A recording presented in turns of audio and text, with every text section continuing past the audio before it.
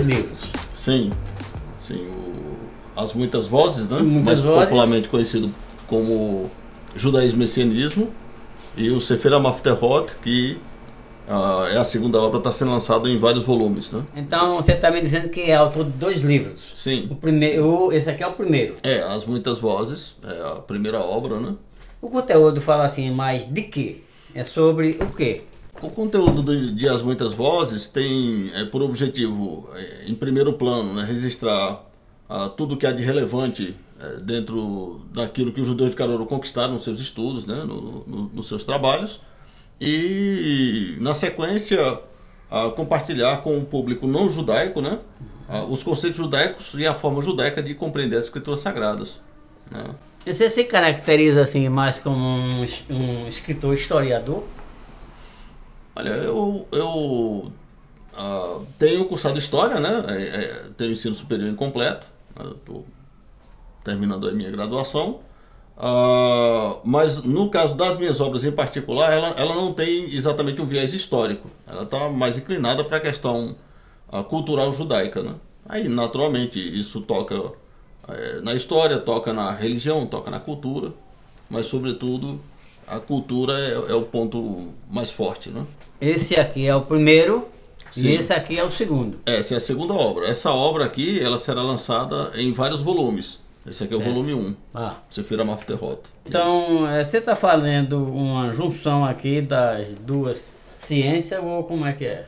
Não, a Kabbalah não é uma outra coisa fora do judaísmo.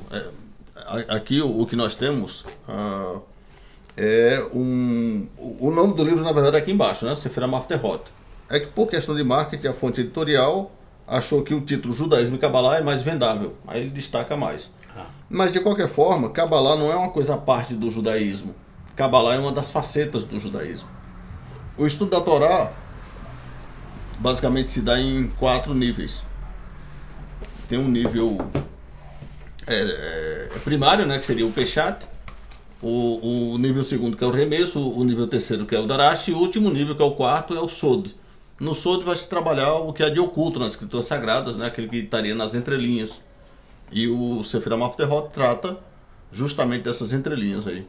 Eu vi no Zohar, que você deve ler naturalmente a Torá, mas deve consultar o Zohar em termos de explicações.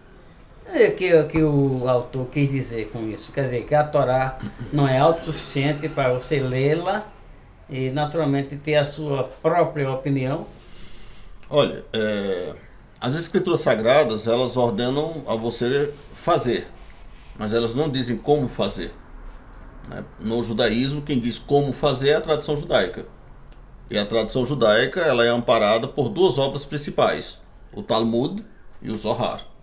Então, quando o autor, né, quis incentivar o indivíduo, além de ler a Torá, a ler o Zohar, porque a Torá vai dizer faça, e o Zohar, por exemplo, vai dizer como fazer. É um livro mais explicativo. Não exatamente, né? Vamos tentar trazer um exemplo aqui. A Torá vai falar, por exemplo, que deve se guardar o dia de sábado.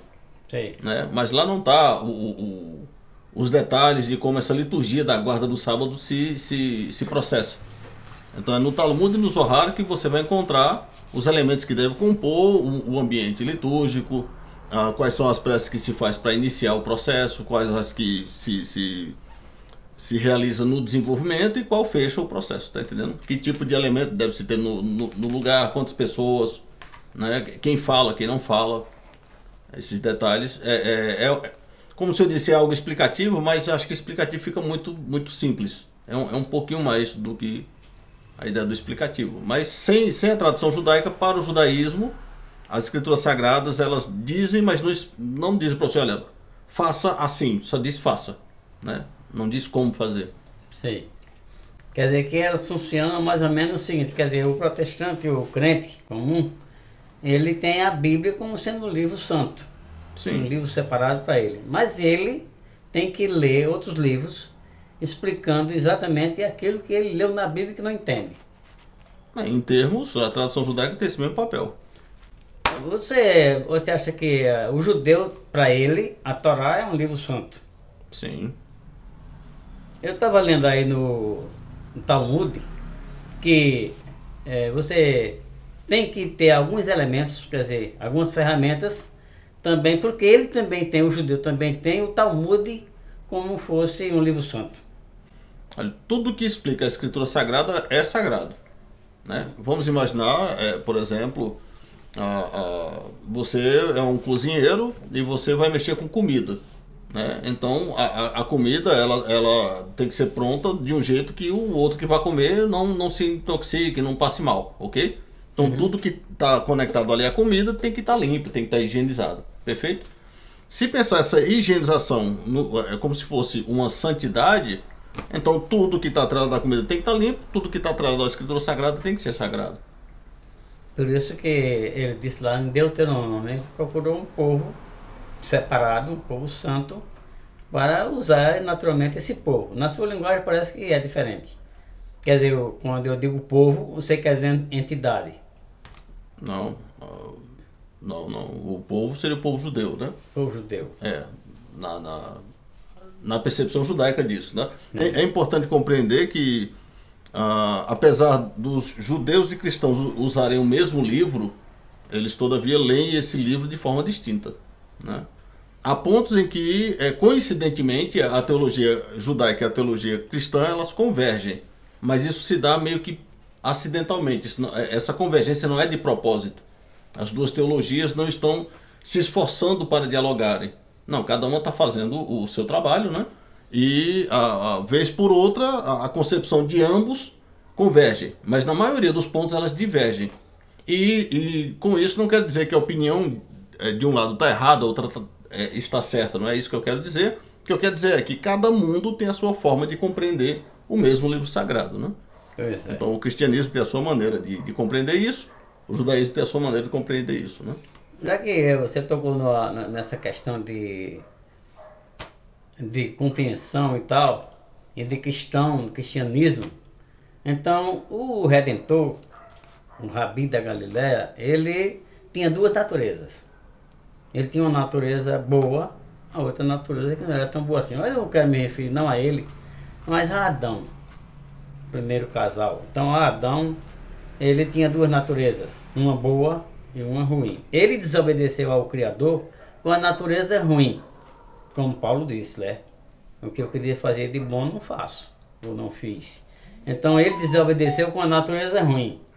Isso quer dizer que a responsabilidade da desobediência de Adão estava no Criador, em quem criou, porque se Deus tivesse dado a ele, a Adão, uma natureza boa só, ele não teria desobedecido. Você quer fazer um comentário sobre isso? Uma das coisas que distingue o homem dos animais e dos anjos é a presença do livre-arbítrio.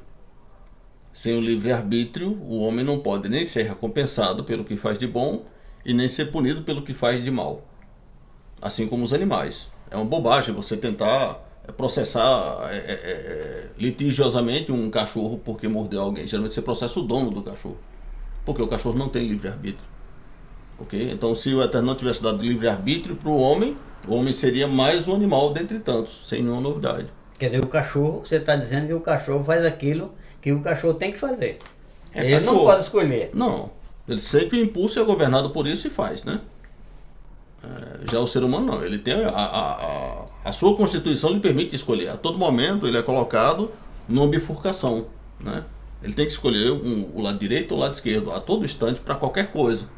Ele vai fazer um lanche, ele escolhe ou aquilo ou isso ou aquilo, né? Ele vai vestir uma roupa, ele olha e fala, não, essa ou aquela, né? O cachorro não tem essa opção. O animal nenhum, na verdade, tem, né? Então o animal ele não pode nem ser recompensado e nem punido pelo que faz de errado. E ainda que você o recompense ou puna, dificilmente ele vai compreender, porque ele não tem livre-arbítrio. Assim mesmo sendo, essas duas naturezas ao qual o senhor se referiu, não é um problema, é um privilégio. Eu digo que, concernente a Jesus, ele, no DNA dele, já tinha essas duas naturezas também. Quer dizer, eu acho que, até que você quer que você explique para o nosso público aí, que até lá no céu, quando os anjos foram criados, o Criador deu as duas naturezas a cada um deles. Tanto é que depois escolheram desobedecer, o outro escolheu obedecer e etc e tal. Você quer falar sobre essa questão? Então, essa é a percepção cristã sobre os anjos. É. Então, eu não vou discutir a questão cristã sobre Você os anjos, pode- porque aí o padre é que deveria dizer isso, o pastor que deveria dizer isso. Então faça uma Né? dissertação sobre o judeu, o judaísmo. Né? Ok. Do ponto de vista judaico, os anjos são a personificação do pensamento divino. Né? E semelhante ao pensamento, pois somos criados à imagem e semelhança divina, né? Então a nossa mente é de forma micro, o que a mente divina é de forma macro. E como uma mente não pode focar assim, vários pensamentos de uma vez, mas um pensamento por vez, da mesma forma um anjo quando nasce não conhece nada mais do que sua própria missão. Assim sendo, o anjo não tem livre-arbítrio, e o anjo não pode nem evoluir e nem involuir. Do ponto de vista judaico, a queda dos anjos, ela, do jeito como o cristão compreende, nunca aconteceu. Quer dizer que o anjo é sempre estático, ele não, né? Nessa questão aí, Isso. ele não pode, como você falou aí, não pode descobrir alguma coisa ou cobrir, Não, ou encobrir. dentro do seu contexto natural, não. Pode Não é ser possível. assim. Já que a gente está versando sobre essa questão, Assim, no mundo judaico, tá? Só salientando, deixando claro nessa diferença. Pode ir por onde lhe for próprio. Sim. Então veja, assim sendo, quando os anjos lá no céu desobedeceram, né, a terça parte e tal, aquele número qualquer, então aqueles que desobedeceram foram para onde? Ou vieram para onde? Para onde? E os que obedeceram se ainda estão lá. Você quer dissertar sobre esse assunto? Muito bem, veja. Lembrando que a sua questão ela está ainda seguindo o viés cristão. Certo. E dentro do viés cristão, eu não tenho autoridade para discutir sobre isso. Então você fala na linguagem judaica. Pensamento judaico. Então, ok, vamos lá. Vamos tentar então trabalhar um pouquinho sobre como se daria... Quem está ali ouvindo aí, ele quer saber exatamente disso. Porque o cristianismo, ele já entende muita coisa nessa questão aí, né? Okay. Então o judaísmo é que a gente quer naturalmente explorar nessa noite, nesse sentido aí. Perfeito. Vamos lá. A gente vai notar ali no livro do profeta Daniel um fenômeno interessante, que é quando ele tem uma visão, né?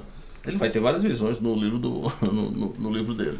Mas tem uma visão específica que ele relata, onde ele percebe dois anjos, né? No linguajar popular, e um anjo pergunta uma coisa para o outro anjo. Lembra dessa passagem? Né? Que ele está perguntando sobre o fim dos tempos, né? E um anjo pergunta para o outro anjo. Os nossos sábios nos ensinam que esse fenômeno só foi possível um anjo consultar outro anjo porque ambos estavam conectados com o mundo da matéria através do profeta, né? O profeta recebe suas revelações do céu e essa revelação ela não vem no vento. Essa revelação ela vem através de mensageiros de Deus, esses anjos. Então, na medida que os anjos descem para trazer a mensagem para o profeta, eles se conectam com o mundo da matéria. Conectando-se com o mundo da matéria, a mente do anjo se reveste da mente como o mundo compreende. Por isso ele pode compreender a linguagem humana e pode transmitir a linguagem humana a revelação que está trazendo. Porque, sendo um anjo, uma outra criatura que não sendo ser humano, sua linguagem naturalmente não é humana. Mas na medida que ele se aproxima do ser humano, ele aparenta-se ao ser humano para aquele propósito. Se muitos anjos vêm trazendo cada qual sua mensagem, eles, nesse momento que o fenômeno está acontecendo, eles podem interagir entre eles. Aí existe a possibilidade, sim, de um anjo aprender outra coisa que não seja a sua própria missão. Mas isso só ocorre extraordinariamente quando os anjos eles se conectam com os seres humanos por algum motivo. Do ponto de vista do judaísmo, a queda dos anjos, né, como o cristão costuma chamar, se deu pela necessidade dos anjos de ajudar a humanidade, porque foi para isso que eles foram criados, né? No entanto, esse auxílio à humanidade ele foi para além do quesito divino, no sentido de Deus disse, olha, faça um tanto, e ele fez 2 tantos. Como aquele conselho que Rabi Yeshua diz assim, Jesus diz, se alguém te pedir para andar 1 milha, anda com ele 2.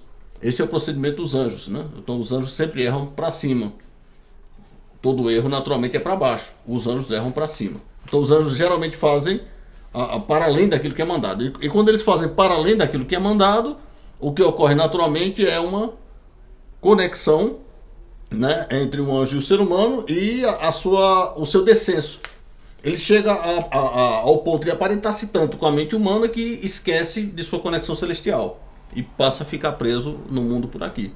É isso que mais ou menos aí se perceberia no mundo judaico como a queda dos anjos. Eu sempre digo o seguinte, que se você faz uma pergunta ao Rabino Maurel, você esperar que ele termine de respondê-la, o ano todo. Então, primeiro, quando a gente tem que partir nessa corrente, nessa ligação, não é todas as horas, nem todo dia que a gente tem uma capacidade dessa de estar explicando o que a gente pergunta de uma maneira para ele responder naturalmente da outra. Viemos até aqui, não é? Nesses minutos que nos foram muito interessantes, aproveitando aqui a presença do Rabino, o Rabi Maurel, escritor e tal. E eu queria agradecer a você a sua presença aqui e dizendo ao público que está aí nos ouvindo que ainda tem mais.